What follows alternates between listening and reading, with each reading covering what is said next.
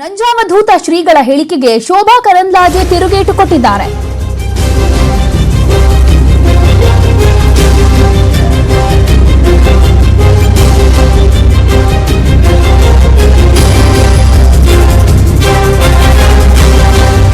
ನಂಜಾವಧೂತ ಶ್ರೀಗಳ ಹೇಳಿಕೆಗೆ ಶೋಭಾ ಕರಂದ್ಲಾಜೆ ತಿರುಗೇಟನ್ನ ಕೊಟ್ಟಿದ್ದಾರೆ. ಮೋದಿ ರಾಜ್ಯ ಸರ್ಕಾರ ಅಸ್ಥಿರಗೊಳಿಸೋದಕ್ಕೆ ಪ್ರಯತ್ನ ಮಾಡ್ತಾ ಇಲ್ಲ. ಜೆಡಿಎಸ್ ಕಾಂಗ್ರೆಸ್ ಪಾಪದ ಭಾರಕ್ಕೆ ಅವರೇ ಕುಸಿದು ಹೋಗ್ತಾರೆ. ನಿನ್ನೆ ಕೆಂಪೇಗೌಡ ಜಯಂತಿಯಲ್ಲಿ ಮೋದಿಯ ಬಗ್ಗೆ ಮಾತನಾಡಿದ್ದಾರೆ ಸ್ವಾಮೀಜಿಗಳು. ರಾಜಕೀಯ ಮಾಡಬಾರದು ಅಂತ ಬೆಂಗಳೂರಿನಲ್ಲಿ ಈಗ ಬಿಜೆಪಿ ಸಂಸದೆ ಶೋಭಾ ಕರಂದ್ಲಾಜೆ ನಂಜಾವಧೂತ ಶ್ರೀಗಳಿಗೆ ತಿರುಗೇಟನ್ನ ಕೊಟ್ಟಿದ್ದಾರೆ.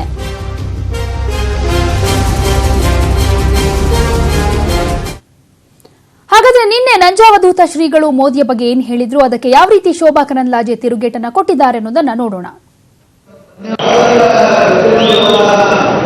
ರಾಷ್ಟ್ರ ಮಟ್ಟದಲ್ಲಿ ಈ ಸಮುದಾಯದ ಮುಖೇನ ಎದುರಿಸಬೇಕಾಗ್ತದೆ ಅನ್ನುವಂತ ಸೂಚ್ಯ ಮಾತನ್ನು ನಾನು ಈ ಸಂದರ್ಭದಲ್ಲಿ ಹೇಳ್ತಾ, ನಿಮ್ಗೆಲ್ಲ ಗೊತ್ತಿದೆ, ಸರ್ಕಾರವನ್ನು ರಚನೆ ಮಾಡಬೇಕಾದ್ರೆ ಒಬ್ಬ ಭೇದಿಗಿನ ಕಡಿಯಾಗಿ ಶಿವಕುಮಾರ್ ಅವರು ಓಡಾಡಿದ್ರು. ಅದಕ್ಕೆ ಏನೇನೆಲ್ಲ ಈಗ ಅನುಭವಿಸ್ತಾ ಇದ್ದಾರೆ ಅದೆಲ್ಲ ಗೊತ್ತಿರುವಂತದ್ದೇ.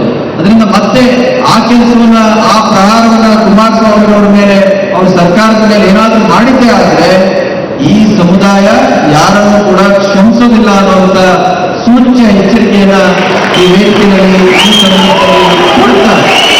ಅದರಿಂದ ಕುಮಾರಸ್ವಾಮಿ ಅವರು ಎಷ್ಟು ದಿನ, ಎಷ್ಟು ತಿಂಗಳು, ಎಷ್ಟು ವರ್ಷ ಆಡಳಿತ ನಡೆಸ್ತಾರೆ ಅನ್ನುವಂಥದ್ದು ಮುಖ್ಯ ಅಲ್ಲ. ಅವರಿಗೆ ಸಿಕ್ಕಿರುವಂತಹ ಪ್ರತಿ ನಿಮಿಷವನ್ನು ಕೂಡ, ಎರಡು ಸರಿ ಅವರ ತಂದೆಯವರು ಅವರಿಗೆ ಯಾವ ಚಿಂತೆ ಕೂಡ ಇಲ್ಲ, ನನ್ನ ಮಗನ ಆರೋಗ್ಯ ನನಗೆ ಬಹಳ ಮುಖ್ಯ, ಇಂಥ ಒಂದು ಮಾನವ ಸಮುದ್ರದ ಪರಿಸ್ಥಿತಿಯಲ್ಲಿ ನಾನು ಅವನ ಮುಖ್ಯಮಂತ್ರಿ ಅವಕಾಶ ಸಿಕ್ಕಿಲ್ಲ ನನಗೆ ಅಂತೇಳಿ ಬಹಳ ಅವ್ರಿಗೆ ಸಿಕ್ಕುವಂತಹ ಪ್ರತಿ ಕ್ಷಣವನ್ನು ಕೂಡ ಅವರು ಈ ನಾಡಿನ ಕಟ್ಟ ಕಡೆಯ ಜನರ ಪರವಾಗಿ, ಶ್ರೀಸಾಮಾನ್ಯರ ಪರವಾಗಿ ಮಾಡ್ತಾರೆ. ಅವರ ಅಭಿವೃದ್ಧಿಗಾಗಿ, ಅವರ ಏಳಿಗೆಗಾಗಿ ಮಾಡ್ತಾರೆ ಅನ್ನುವಂತ ಭರವಸೆಯನ್ನ ನಾವಂತೂ ಇಟ್ಕೊಂಡಿದ್ದೇವೆ. ಬಹುಶಃ ಈ ನಾಡು, ಈ ದೇಶ ಕೂಡ ಅದನ್ನು ಇಟ್ಕೊಂಡಿದೆ.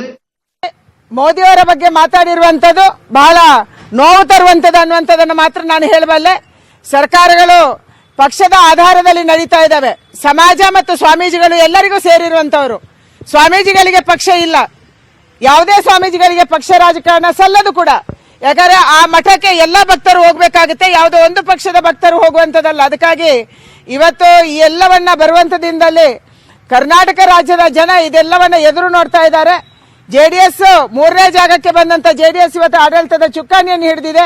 ರಾಜ್ಯವನ್ನ ಯಾವ ದಿಕ್ಕಿನತ್ತ ತಗೊಂಡೋಗ್ತಾ ಇದೆ ಅನ್ನುವಂಥದ್ದನ್ನ